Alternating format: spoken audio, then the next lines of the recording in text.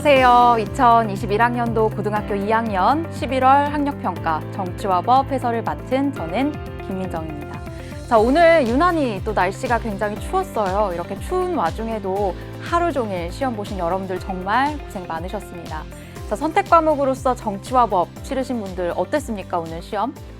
제가 봤을 때는요, 이전에 3월, 6월, 9월, 그리고 전년도 11월과 비교했을 때도 특별하게 튀는 문항 없이 전반적으로 평이했다라고 생각이 되었습니다. 자, 우리 정치와 법의 경우에는 교과서 단원으로 치면 총 몇 개의 단원이 있을까? 총 6개의 대단원이 있어요. 그래서 1단원부터 시작해서 정치와 법의 의미, 이념 이런 공부부터 시작을 해서 여러분들 쭉쭉쭉쭉 공부를 해 나가셨을 텐데 마지막 6단원이 국제법 그리고 국제 관계를 바라보는 관점 이 부분은 11월 학력평가 범위에서는 빠졌습니다. 그래서 그거 유념하시고 총 6개의 대단원 중에 5개의 대단원을 범위로 해서 문제가 골고루 단원별로 출제가 됐습니다.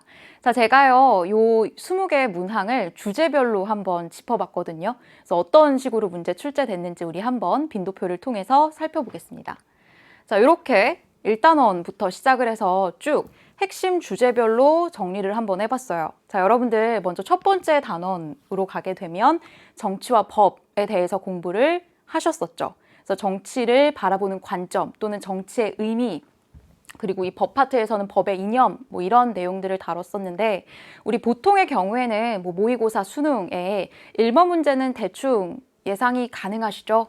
우리 정치와 법에서는 정치의 의미 파트 어김없이 1번 문항으로 출제가 됐습니다. 그래서 보시면 웬만한 주제별로 다 이렇게 골고루 출제가 됐고요.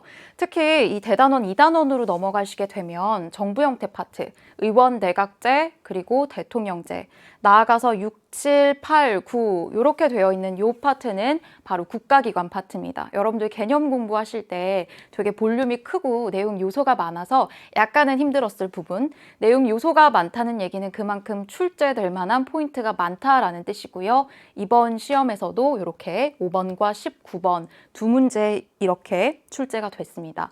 그래서 특히 이 5번 문항 같은 경우에는 우리 1페이지에 나왔었던 문제였는데 여러분들이 개념을 확실하게 정리하지 않았으면 조금은 어렵게 느꼈을 거라는 생각이 들었어요.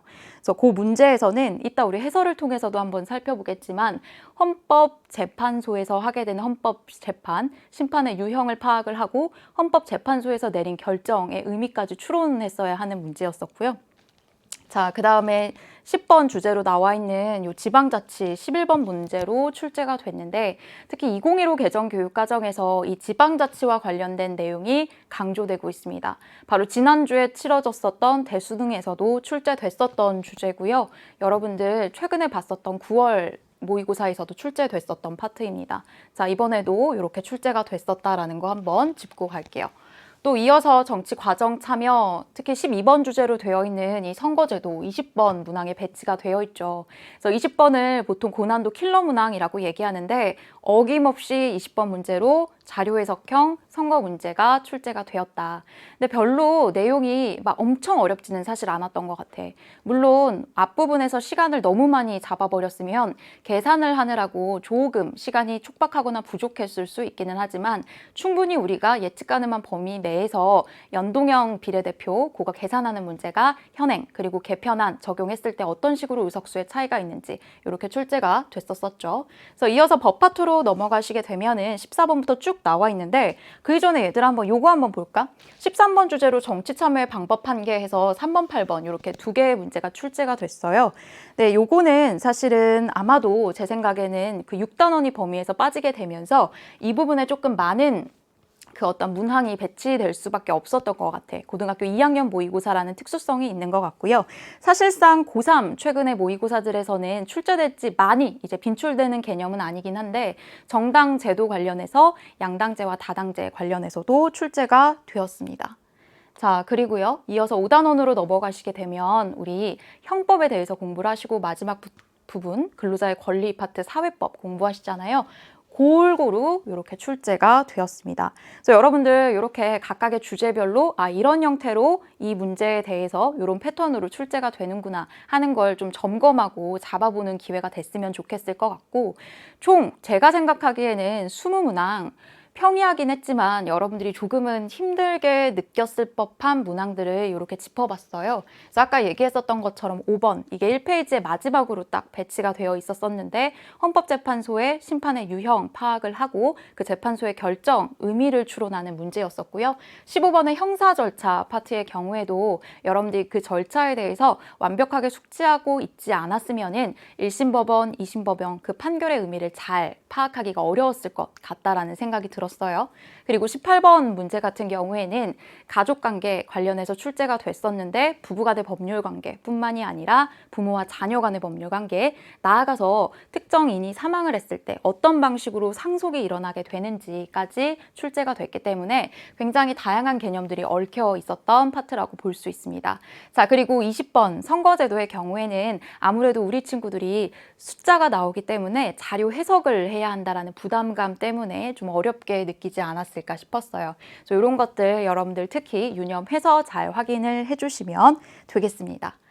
자, 제 생각에는요, 오늘 모의고사 이거 어떤 의미로 받아들여야 할까 곰곰이 한번 생각을 해보세요. 자, 여러분들 고등학교 2학년 이제 수능도 끝났고 예비 고3입니다. 사실 수능 끝났으니까 고3의 마인드로 가셔야 돼요. 고등학교 3학년 들어가기 전 겨울방학 직전에 여러분들 전국 단위의 마지막 평가였습니다. 학교에서 치르게 되는. 다음번에 여러분들 겨울방학 딱 지나고 나면 3월에 개학하고 나서 딱 진짜 그때는 고3 실전이라고 하는 조금 더 중압감, 압박감 이런 것들을 느낄 거예요. 그래서 그런 부분에서 오늘의 시험이 조금 의미가 있게 다가오지 않았을까 싶었는데, 자, 여러분들 겨울방학 들어가시기 전에 특히 뭐 국어, 영어, 수학 다른 과목들도 마찬가지기는 하지만 겨울방학 정말 의미 있게 보내셔야 됩니다. 특히 선택 과목 딱 골랐으면은 대수능 선택 과목에 대해서 개념 한 번 이상은 다 돌리고 가셔야 하는 시즌이죠. 그래서 오늘의 시험이 앞으로 내가 내년 수학능력 시험에서 어떠한 선택 과목을 고를지에 대한 나름의 지표, 이정표가 됐을 것이라는 생각이 들어요. 왜 여러분들 우리 축구 게임, 축구 경기 같은 거 하면 딱 경기의 시작을 알릴 때 처음으로 딱 공 차는 거, 그걸 킥오프라고 얘기를 하죠. 그래서 오늘 여러분들이 봤었던 이 시험이 여러분들의 딱 그 처음 공을 차는 그 시점이었다라고 생각을 하시고, 본인이 혹시나 이거 한번 해보니까 괜찮은 것 같은데 나 이거 좀 괜찮다, 잘 맞는 것 같다, 흥미가 간다, 정치화법 한번 수능에서 해볼까? 라고 하는 고민이 드신다면 이미 여러분들은요 정치화법을 사랑하고 있는 겁니다. 이미 정치화법에 빠진 거고요. 정치화법이라는 과목을 애정하고 있다는 뜻이야. 나도 마찬가지거든요. 자, 이런 생각이 드시다면 한번 우리 같이 해봅시다. 마침 얼마 전에 우리 EBS에서 수능 개념 강좌가 오픈을 했습니다. 정말 다양한 과목들, 양질의 과목들이 여러분들 제공되고 있어요. 오늘 정치화법 시험 보고 과목에 대해서 좀 자신이 생겼다면, 그리고 저와 함께 이어질 우리 해설 강의 듣고 나에 대한 확신이 들었다면 우리 개념 강좌, 저도 개념 강좌 열었거든요. 만점의 시작 김민정의 올댓 정치화법으로 이어서 와주시면 되겠습니다. 근데 개념 강좌 바로 들어가기 전에 아직이요, 잠깐 우리 1번부터 20번까지 차근차근 해설하고 가야겠죠? 자, 그러면 우리는 이어서 해설 강의에서 만나도록 합시다.